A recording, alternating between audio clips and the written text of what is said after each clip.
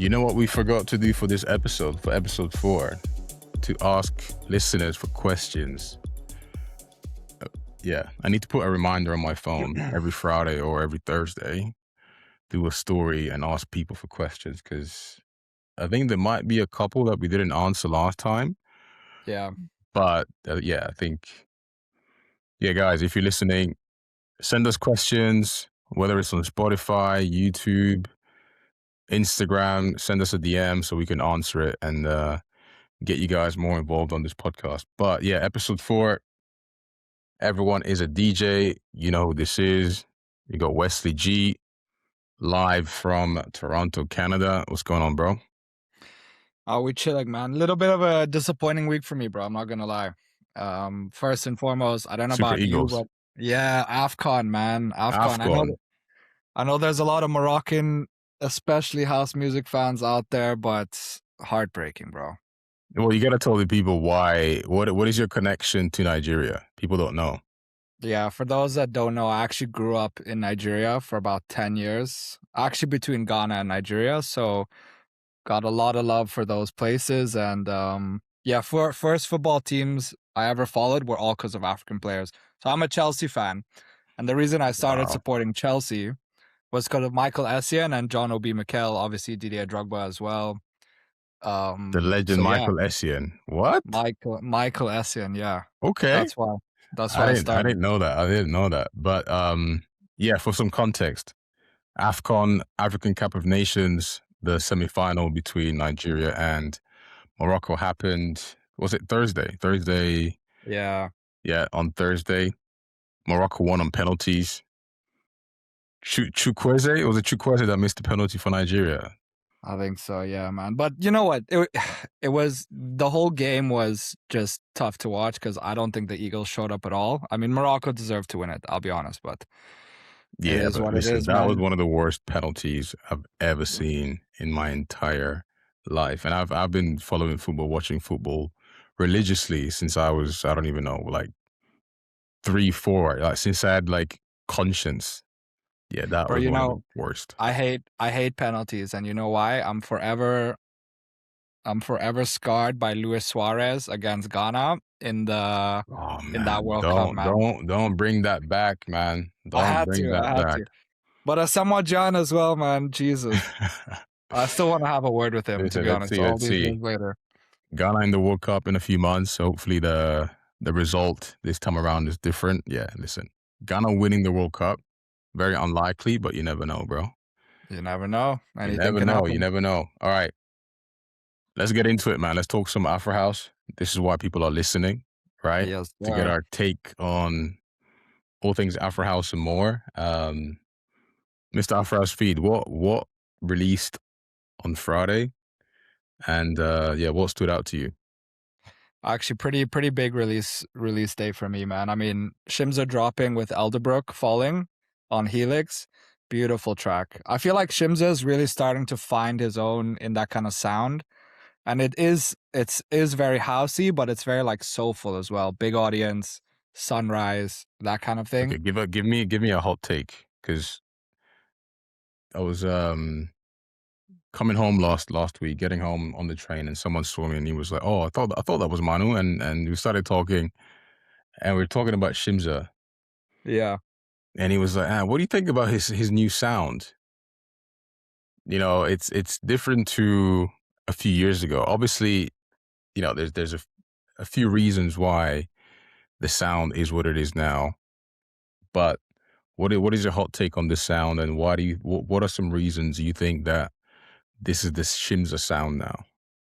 You know what? I think it's been quite a work in progress, his sound. I mean, if you take a look back, even like in 2002, he dropped Higher on Kunye, and then the Everyday Shimza remix with Who Made Who. Oh man, one of my favorites. And then, you know, another big track, 2004, was Darling. You know what I mean? So I think his transition away, I mean, like you could take, like Weekend Special was 2022 as well, right? Right. That was a different Shimza too. But I think it's been a slow kind of transition into this newer Shimza, you could say, 2024 being defining with Places and Bado. And then this year, I mean last year now, Fire Fire. falling first one of 2026. So I think it's been gradual. It's not like a shock or he's been trying to do things. I Yeah. think that's just been his kind of But path. from his last few releases, which one would you say is your favorite? I like Bado and I like Places a Battle, lot. man. Battle is tough. Yeah, I really like those two tracks. Fire was good too. Yeah, But I don't think it compares, man.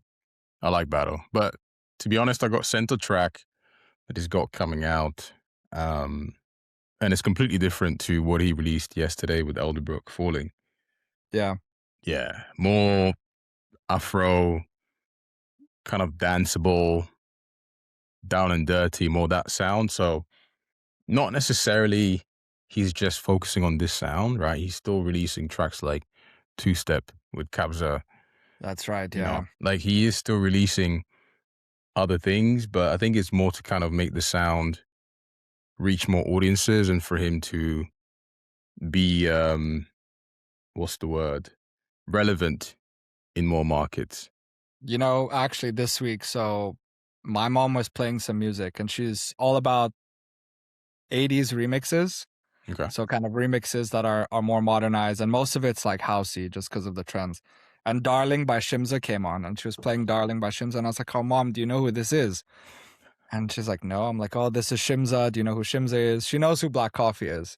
Okay. So I was explaining to her, yeah, Shimza's like, one of the biggest DJs Right, out of my South mom Africa does right not know now. who Black Coffee is, mate. If I was like, Really? she'll be like, "Oh, put some milk in there." What? You Nah, gotta bro. put her on, man. No, She I ain't guess no, she don't know it's a nothing. South African thing because he was on radio. He's been around for a while. Okay. Um, So yeah, funny story. So I was explaining to her like who he is, and she was like, "Wow, that's incredible! Shout out to South Africa." But I mean, listen, this week was strong. There are a few other big ones. Carrie and the Soul and Drega dropping on Anjuna Deep. Don Rosado, really lovely track. Nice. You got Maxi Meraki and Nico Oh, yeah. DeAndre. You Are My High. And then the biggest one for me, man, probably it is a remake, but Lucha's Somebody's Watching Me. Oh my god. What a tune, man. That groove, to me, Yeah, yeah, it's that groove alone does everything for me. So I think Luch is gonna have one of the biggest years in our scene. So absolutely, man. he's got a rocket strapped to him because he's Oh, gonna he's just gone. go off. He's gonna go He's off gone. this year. He's gone clear. Anything else that dropped? Obviously, Club Record we drop every week. Ain't No Sleep, Mersey, LL Samir, two German producers. Very tough track. Anything else? Yeah, I mean there were some. I mean, I feel like every label was kind of back that took a little bit of time off. So there was a Deep Root release, Dreaming by Naso, Burning Bright Part 2 on Sondela Recordings. I guess another big release is Francis's remix of 10 Breaths on Fidelis label, Impressum. Yeah. It's another big release too. And Clement Bonelli on Mo Black. Oh, I love that Clement Bonelli one. Yeah, he's Big a tune. very strong producer, Clement Bonelli. Yeah, and he's been around, man. I mean, he's been around since I started doing this. It's like 7 years ago at least. So he's Very been around. very opinionated on the current scene and the current trends of Afro House, isn't he? Yeah, he is, man. But I feel like a lot of the OGs are, and they're allowed to talk, man. If I had been doing this for that long, I'd also be chatting. It's cool. I don't mind a bit of an opinion, bro. It's all good. Bro, you're chatting right now on this podcast. Come on now. Yeah, let's see. Let's see how We're chatting. But it goes. listen, let's switch it up, man. Let's talk about some trends. Splice released a report this week about the trends in the electronic music space. Of course, Splice is the biggest producer platform for samples and packs. So they gathered all this data that, shared very important and insightful information. But from this data, I was reading it all this week, and Afro House seemed like it was the big winner. What did you see from that report?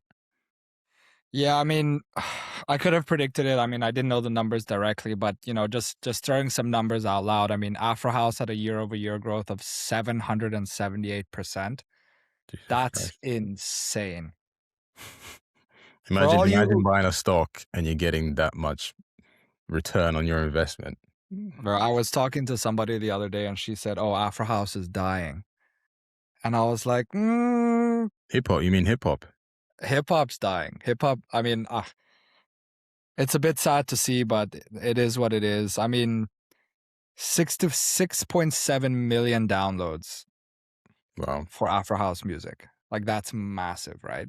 I think, isn't that just nuts? It's crazy. I mean, we know this. I was looking at the data as well, and the packs. Some of the most downloaded packs were like packs called like Vocal Afro House, and you could also see some of the countries and very popular in that Middle East, Europe region, right? So a Yeah. lot of producers um, getting involved in the sound. But we know this, right? We kind of, as record label owners, it's funny when we get some demos, right? Because you can sense that splice culture and that splice influence in a lot of the demos and a lot of the vocals that we get.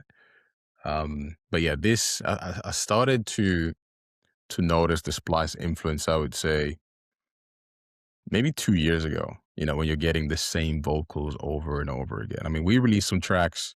For example, Stevie This House. How many times have Yeah. we heard that vocal? Even A this lot. week, right? Yeah, and it's all splice culture. Is it good or bad? I don't know. I think as long as people are creating and they have something to create, but I do think that with splice is going to get to a stage where because everyone has access to it, it's just going to be a starting point. You can't just rely on splice to finish and get to an end product. You've got to start there just to To get an idea. get an idea, get it going, and then use all the tools or your own creativity to finish. Yeah, I think as well it's there's two reasons I like Splice. Number one, the people who are creating the packs and the samples, it gives them a bit of an opportunity to support themselves.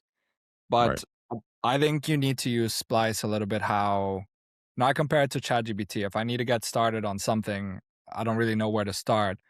Plug it all in and usually it sets me off in the right direction, but I don't copy and paste out of it.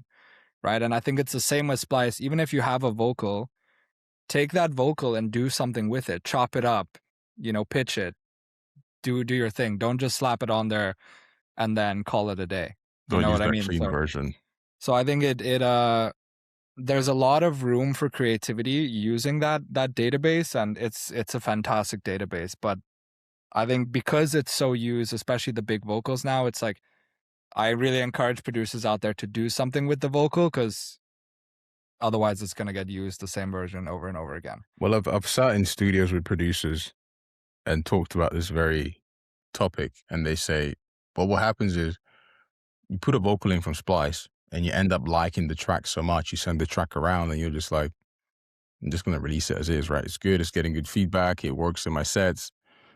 I'm just going to release it, right? It's just like a lot of this, the process of creativity is putting stuff out and gaining that confidence, right? So if you have a finished product already, whether it's good or bad, it's part of that growth process, right? So yeah, a lot of producers when they have an instrumental and they put a vocal in as a reference and it ends up actually being all right, they're just like, okay, I'll just release it as is. That I happens a mean, lot. I get it, man. I think we're also a little bit biased, because people don't see our side of the A&R process. Is that That's true. obviously the vocal sounds amazing on your track. It's stunning. But the artist doesn't know that we've received 3 to 4 other demos with the same With the vocal, same vocal. Well, three or which, four, that's low, bro. More like yeah, yeah. 10, 20. Exactly, right? So Crazy. they're missing that context and I don't blame them, but that's what happens, you know? That's exactly what happens. So then we have, difficult decision for us to make because we've had releases as well where the vocals show up on another label, before our release, after our release, and it is what it is. That's just how the game goes, right?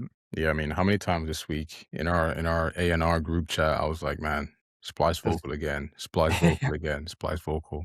And listen, there's a lot of tracks that I actually enjoy and I vibe with. yeah. But again, as an A&R and as a label owner, it's difficult to distance yourself emotionally from that spliced vocal if you heard it so many times from other people. Like it's really, I'm gonna say a mind blocker because it's like, Yeah. man, everyone has it. Like what sets you apart as a business is having IP that other people don't have. That's what distances yourself from other businesses. Like you need to have something that sets you apart. If someone else has access to it, what makes you special? Nothing. No, exactly, exactly. I mean, it's also the question of does every track need a vocal as well, right? And I'm what do gonna you think say there? I'm gonna say yes. In 2026, I'm gonna say yes, unless you're making oof. Yeah, unless you're making a proper banger. Yes, I'm gonna say yes, but there's exceptions. Yeah. Like, I mean, I think yeah. it's the general for me, it's a general answer is yes. I'm sure if we ran a report statistically, house music songs with vocals would definitely outperform those without. But there's one thing that I love is a creative use of a vocal in a live performance on the third or fourth CDJ. And that's why I like songs without vocals because it gives room for creativity, but only in a live setting. Okay, give us a song. Well, we can't call it a song. Give us a track, a no vocal track that you enjoyed in the last, and you can't say Rapture or Amana. Oh, bro. You can't say the Rapture or Amana. Like it's tough. Like Without a vocal? without a vocal. I mean, listen, if yeah, don't So, want to spend okay, too much time on this, but it's tough, right? I have one. I have one. I mean, it's not the biggest track ever, but there's a song called Son of Mar by Cairo. No vocal, but I love that song. I listen to it every week without fail. Cairo, I think he's like one of a few who has a lot of non-vocalist records. It's just his style. But then again, it's also because as a DJ, he puts a lot of time and effort into using vocal samples on that third or fourth CDJ as well. Speaking Right. of But he Caro, speaking of yeah, Caro, I may have some cool content coming out with him next week. But yeah, nice. just Nice. Can you share more or what's happening? well, I think I teased some stories in November when Okay. we shot the content. So yeah, if you saw those stories back then, you might have an idea. But finally, I got the green light to release it and share it this coming week. Wow. But it hasn't been easy, man. It's been yeah, but yeah, it's Yeah, coming out busy. next week. So yeah, keep an eye out for that on my pages. Should be Keep an good. eye out, guys. But I Um, mean, going back to the topic of vocals, right? Like, I want to start touching on AI as a general topic. I mean, starting off with Suno. What a tool, man! It's nuts. it's the best. Suno is the best out there. I mean, at the moment, you it's difficult to say and tell and detect what AI is. Bro, I saw today, I was on Instagram scrolling. You know Majid, the guy that does reactions and has got Yeah, yeah, millions of followers. yeah. So he did a post and he shared that he was making music with the songwriter of a very known popular singer, Hmm. right? And they were charging him like 3K for vocals. And he was paying whatever working with them. And then he found out that these vocals all along were AI vocals. No, you're kidding. So he was getting scammed. So was it somebody posing as the team, or they were just like, yeah, fuck it, like I we'll think they just were do it? just like, he was just like, okay, I need a vocal. And they were like, okay, sure, we'll get it done for you. Here it is, human made, bang. This is That's how bad it is crazy, now. bro. But this is how bad it is. You know, I don't mean to start a conversation about scammers, but the AI thing is has reached yeah, we're at that it's gonna pop, man. That bubble is gonna pop very soon and it's gonna go nuts, bro. I mean, but like, I think it has a time and a place as well. Like, especially if you're a starting off producer, you reach out to a few vocalists, you realize like, yeah, like these are professionals, you love their sound, but there's a fee, there's studio time, there's their fee. And there's a lot of upfront costs Right. to maybe get started and put out a record because you want to work with a vocalist that you enjoy. And I'm not even talking about, really big famous names. It's just, everyday professionals in the dance music scene that's how it works, right? So a lot of young producers, those starting out, they're all turning to Suno because they want a vocal that sounds like A, B, and C. And Suno will, push out 15 different versions for you and off you go. That's it. I think the more established labels and companies are still quite cautious with AI and how it's affecting the industry. I think what they're doing now is they're looking at the best way to legalize it, the best way to put guardrails around it. But it's gonna take time because it's AI is just moving rapidly. Like it's just moving so Yeah. quickly. Whether whatever area of business industry you're looking at, every week there's a new technology. Every week there's a new update, and you're just it's shocking and very impressive how the things that you can do. I mean, I started using AI for my thumbnails on my YouTube channel, and it's insane how good it is. Um, But I think it's like every new industry goes through like a similar life cycle, right? Like I'm a big crypto guy, and yeah, 4 or 5 years ago, plus there were no guardrails, there were no rules. There were cowboys running around doing all kinds of stuff, people ending up in prison, and people making a lot of money. And I think AI as a whole, but also in the music industry, just needs a little bit of time to mature. As a label, especially for us on our side, how do we remain cautious until there are clear cut rules on intellectual property, royalties, publishing, all that kind of stuff that I mean, are just day to day. the thing is, you don't want to release a song that's made with AI, and then one day you wake up and the song has been taken down, and you're like, "What Yeah, happened?" And no one tells you why, and obviously ends up being AI. But it's um, it's something that as people are listening, just be careful on how you use it. Make sure that you're using it at the moment to for inspiration on melodies. Try and stay away from making music that sounds too much like other singers and copies that style.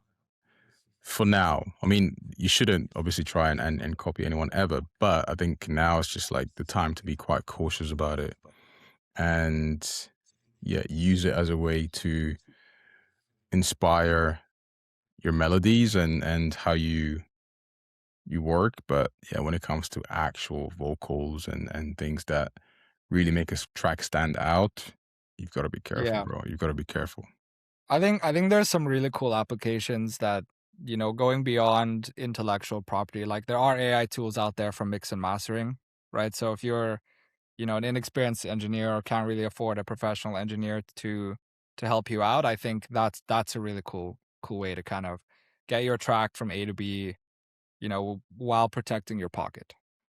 Absolutely. I think it's just missing that human touch. I think with especially that element and that side of the business with mixing and mastering, part of that process is getting feedback on the track and having someone with experience, give you some tips and notes and share that knowledge, right? It's a lot of knowledge sharing because, a Yeah. lot of the time there's quite technical terms and things that you might not have heard of. But if you just put it into a system and it just pushes out something that sounds better, why did it sound better? What did they do?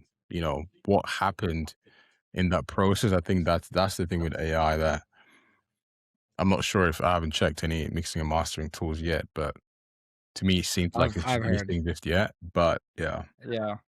No, like you're absolutely right, man. I mean, I just like I'm a believer that there's a whole, generation of people that don't have, music training background or know any music theory at all, but they're producing, they're putting themselves out there.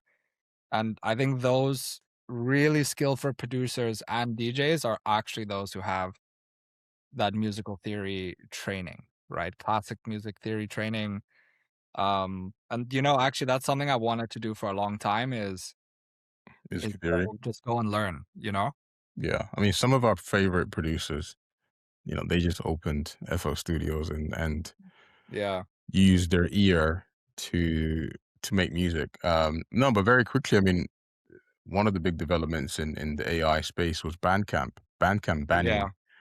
Bandcamp banning, not banning, but they share that they have the right to take down any AI, any music that they suspect it's made with AI. So that was one of the big news this week. So people, I think there were two sides to it. Some people were kind of praising that choice. Some people were like, "Oh, it's a matter of time before they're gonna go back on that decision." What do you think? I think it's a very bold move. First and foremost, I mean, I have more than anything, I just have a lot of questions, right? Is how do they police that? Who is Apparently, making the it's reporting. decision? Apparently, like if someone listens to your track and it's like, "No, this is AI," they can just tell Bandcamp. Obviously, you can't That's just tough though, because it's well, like well, you don't yeah. know, right? Well, you're gonna have to prove it, right? I'm sure it's a whole official process where it's like, okay, They what reach what out to is the you and what is the proof? What tangible proof do you have to say that this is AI? You know, because I think also with AI, it's that plagiarism of like yeah. when you prompt, it might just give you a result that it gives someone else. Yeah, no, I agree with that, and I wonder if there's like a threshold, right? I don't know if you had when you were in school, did you have Turnitin.com? No, So it like I'm a bit Turnitin was older than you, mate. nah, listen, it's been around. So Turnitin.com was you turn in your essays and it would be a plagiarism checker. So if your essay had more than 10% plagiarized, you'd fail, right? So I'm wondering if there's like a threshold at Bandcamp where it's like, okay, you're allowed to use That's up to gonna happen. Wow. X Okay, percent AI and or it's too much AI. Do you know what I mean? that's There's like gonna a happen. threshold. I mean, listen, as a label owner, I would love to have a tool like that where you get a track, Yeah. you put it in. Oh, mate, you just came out with something there. $1 million idea, man. Let's I love it. let's I love it. yeah, man. So you can check, okay, this percent, that percent. Is it just the vocal? Is it the kick, the whole melody, everything, right? Imagine, because it's Yeah. you could also do something like you've got a track, you stem split it so you can dissect all the elements, the kick, the Yeah. bass, the shaker, the lead, the vocal, the riff, and yeah, it just kind of analyzes everything and tells you what By part stem. is AI or not. Imagine. What would be cool as well, in addition to that, so if you stem out the track, Yeah. and then it'll tell you, okay, the shakers from this sample pack, the kicks from there, the vocals from there. So you know exactly comprehensively where your signing is taking, you know, their elements from to create a track, right? Because it is, again, record labels are a business of intellectual property. So then you're knowing how much of that track is actually intellectual property and how much is not. Some of our favorite producers are making music with AI, and they've been Yeah. doing it for a long time, and we never knew. But Yeah. obviously, now that it's a lot more commercial and widespread, it's a big topic. But you've got to be careful. As I said earlier, it's I feel like every week, man, we're gonna have a segment on AI and things that are happening. But Yeah. it's also something that we need to, I feel like, keep the people updated on. Because you want to know if the music that you're listening to is human made or not. Like, I think that's very important, man. I I think that's agree, very man. important. I mean, do you care if it is or not? I do. I definitely care, man. I'm a purist. I think, again, like I kind of touched on earlier, it's like I'm not opposed to AI. I like it a lot. I use it every day. But don't let it think on your behalf. Let it be a resource of inspiration and creativity, maybe a start.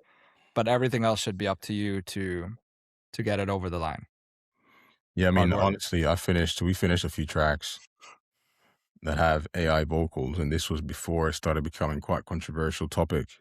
Yeah, And now I am hesitating on releasing those and perhaps thinking, do we need to get a real person to do the vocals or, just relook at it? Yeah. It's uh it's a tough one, man, because I think purists, and there are a lot of experienced DJs and seasoned DJs and DJs that um on the upper echelon that care about AI and whether it's AI or not. Because art, Yeah. I think it's quite a preserved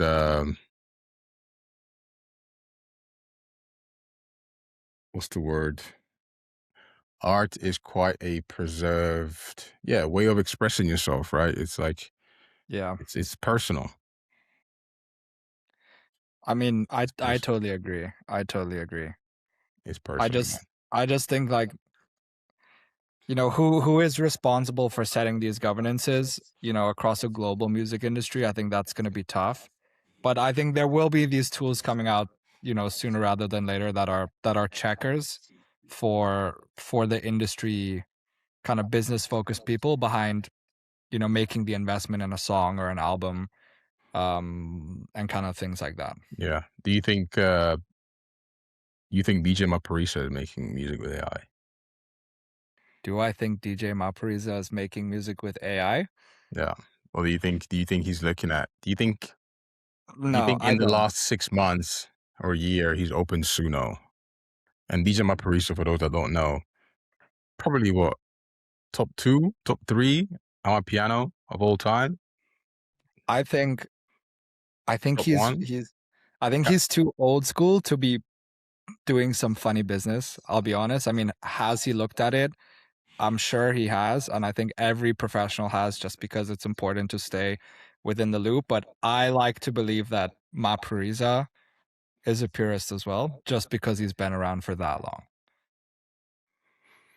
I think if you've been around for that long, just looking at history and how people that don't adapt go extinct, Yeah, you have to. You have to just educate yourself and just see what's going on. yeah, Gain that knowledge just to stay relevant, because you never know. If the business and the market completely changes and switches and says, all right, now it's AI music, we don't care about humans anymore. What do you do? yeah. No, exactly. But I think, going back to Mapuriza, I mean, he for me is one of the pioneering piano DJs. I mean, him and Kabza Yeah. for me are the pioneering legends, Scorpion Scorpion Kings Kings. for life, man. And like, I listened to all their albums, back in the day. It wasn't actually that long ago, r- relatively, but there's 2018, bro. 2018. yeah, that's not that long. But I listened to actually still listen to Almost Amapiano on 10 years ago, occasion. though. I mean, 8 years, but it's almost a decade, bro. And I feel like I'm a piano is a decade. It's like 10 years old. God It's damn. not older than that. Like, it's a super young genre. My God, time is flying, bro. That's nuts. I'm a piano I is like remember 10 years old. It's crazy. I remember blasting Pretty Girls Love Piano on a long drive to Niagara Falls, and I was showing my friends because they had never heard of Amapiano. They don't know what the hell is this. And I shocked them. They were like, "This is some crazy music." They liked it, but it was all new. It was fresh, They were right? vibing with it. Yeah, they were reviving. Pretty Girls Love Amapiano, Man, man. back then, I mean, I was chatting with Rancido. Shout out to Rancido. I had a long call with Rancido this week. He just called me out the Okay. blue. I answered. I was like, bro, what's going on? And then we ended up talking about how between, for me, the sweet spot of like music and Afro house and deep house and Amapiano was like 2016, 2018, 2019 COVID era. Mm, Like those 4 yeah. years, if you went on YouTube and saw DJ sets, bro, you would Shazam. Your phone would just go off battery just from Shazamming. Like the way I was Shazamming, bro, it's like you'd be like, what's this? What's this? And your whole mind would just go crazy. For me, that was like the best times of finding music. 2015 to 2020, 2021. Oh my God. I would just spend hours on YouTube listening to DJ sets. Same, man. For me, it was, I would used to like, there's a lot of like, at the time, South African OGs, and digging through their old catalogs. I mean, for me, one of them that's always going to stand out, Lemon and Herb. those guys, their older music for me was truly something special. But I miss that feeling of like, what's this? Oh my Oh, god. bro, that feeling is it's like you Yeah. see every now and then you get it. I think Yeah. artists like Mira bring that feeling back now, Mhm. but it's tough now, bro. It's It's difficult. hard. But especially it's because we're so attuned to the scene, man. Like I have, group chats with friends. They'll send me a set and they'll be like, Wes, what's the track at this? And I'm like, oh yeah, it's A, B, and C. And they're like, oh my God, what a track. And it's like, yeah, You think that's I what it heard. is? Do you think we just have access to everything? Not, I mean, most things. I mean, this is you and I both know we spend our day on this every single day, 24 hours a day, morning till night. Damn, I think you lose a little bit of the magic when you're working in it all the time, immersed. But back in the days, whatever you were doing, you put on a set and your ear would start to tick like, what's that? What's that? Oh bro. my God. I used to. I mean, I still do, but deep house for me was like the thing, bro. Like You know, SA Deep House or SA deep house, like my guy. especially My during guy, yeah. COVID. Especially during COVID, like you finish work, you know, remember you get on those awkward calls with your colleagues on Teams during COVID. You finish, and then I'll just crack a beer open and put on a live stream, whether it was balcony mix. But I liked the more underground ones, man. There were some deep house ones that were really cool back then, and Yeah. yeah, man, the songs. Shout out to Artwork Sounds. Love those guys. Who else? Who else was I listening I to think back I then? think you can mention SA Deep House, Kid Funk. You gotta give him Oh, bro. like he's like the chairman to an extent, right? Eno Soul. Who else am I put, Inuso. Who else am I putting up there? Oh my God. Hold on, hold on. I Vinny have Da a play. Vinci. Vinny Da Vinci, man. Who I else? remember back there was a time where you used to do reactions to Oh, bro. Deep House as well. It wasn't as much Afro House. Oh no, no, yeah, bro. But that's how I started, man. I'm a deep house head. Like it was just deep house, a lot of stage true sounds, a lot of man. There were some labels that I was on it. Damn. Jazz, Jazzwell, Chronicle Deep, Woo! Yeah, you saying some names right there, boy. Latique, man. Oh shit. Yeah. Damn. Yeah, And man. obviously Dawson for me was kind of like the intro. He like Dawson was the really guy. Dawson, he yeah. hooked me in. I think Yeah, man. if you're an Afro House head or you're new to Afro House, you're probably hearing these names and you're going, "What are they talking about, bro?" Yeah. I was talking to a friend of mine. He's young, 24-year-old guy here in Toronto, and he's like, I love deep house. So I was talking to him. I was like, bro, have you ever heard of any of the South African deep house stuff? And he's like, I didn't even know they had deep house out there. And I What? I put him on. I sent him a few tracks, You and he put him was like, on?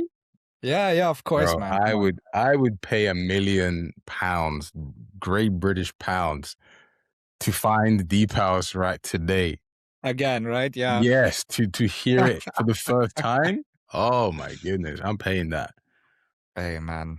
No, what a time. What a What a time, time. bro. Now we're old, bro. Now we're just like, what's the bottom line, man? What's the What's revenue? What's the marketing budget? Funny, man. It's funny. I know, I know. Part of getting old, but also working in the industry, No, wait, listen. We're living the dream. Uh, bro, I think is that all the topics? Maparisa. I think we wanted to obviously Maparisa. He was in the news or in the social media gossip gossip scene a bit this week For because what? he announced maybe not announced, but he shared that he wants to switch to Afro, from Amapiano to Afro, Yeah. which is surprising but not surprising at the same time. I think it shouldn't be something that you announce, I don't think, because Major League didn't announce it and they made the switch. Um, Kabza. Kabza didn't make the switch fully, but he's quite But it's more versatile. his is really subtle Kabza. So I mean, it's not as public, but if he's playing like a You Are Home, it'll be Kabza, then in brackets Afro set, and it just tells people like, all right, he's not going to play Amapiano, he's going to be playing Afro house. Am I surprised by Maparizos making the switch? Not at all. Why is And he I think making the switch? I want to say it's a business decision, most likely. We don't know for sure, but accessing a wider audience, having more touring opportunities. I mean, he's toured the world as well on Amapiano, and he's been everywhere. And it's a very one type of audience. So I think kind of giving yourself a wider fan base, more touring But what does opportunities. that mean? Does that mean you want to play at Pasha? Yeah, I probably. Wouldn't you? Yeah, man. Listen, I think like he's like Mapriza in Southern Africa especially is such a platform. I think the conversation is what we should be talking about is everything is turning to electronic music, or seems Yeah. to be, and everybody's like, man, I used to make this much money, or this was how busy it was, Yeah. a year, 2 years, 3 years ago, and now it's not, and it's not on the up. I think that's more the conversation, and it's not. I feel like my Parisa is maybe like, one of the signs that we're seeing, but it's yeah, it's crazy, But I man. It's think crazy.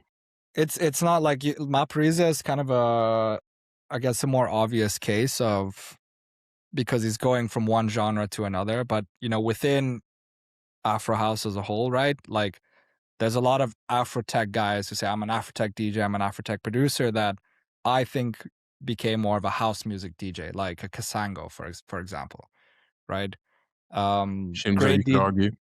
Shimza as well, right? So you taking maybe it's from a place of passion, what they like to produce, what they like to hear, or it's also a business decision. I don't know. I'm not But in their camp. also, not to say that people switched, but your sound can evolve. Let's say your sound can evolve, right? It can, absolutely, So you yeah, and it should. and it should. As you start in your career, you're making a certain type of sound, and as you are exposed to different things and get opportunities, this and that, and your knowledge increases, so does your sound naturally. Like that's like an organic thing. So yeah, I Yeah, think when people come to me and they say people switch, it's not that, bro, because you're not with people every day, and you don't know what that process is and what that growth process is. Like it doesn't just happen like that when someone's like, oh man, I need to switch, because nah, I think that happens over time. I agree, man. I mean, everyone's quick to judge and be like, he's doing this, he's just jumping on, da da da da. We all do it, and I think that's just human nature to an extent. Judgment is quick, but results take time. So Absolutely.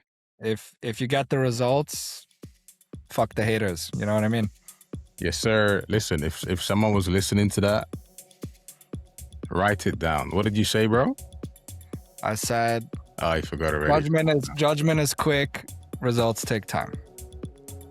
Boom. Guys, we're gonna end it there. We can't say anything else, man. We're gonna end it there. Let's cut it. Cut the mic. Cut it. Let's go, man. Episode 4. We out. Peace.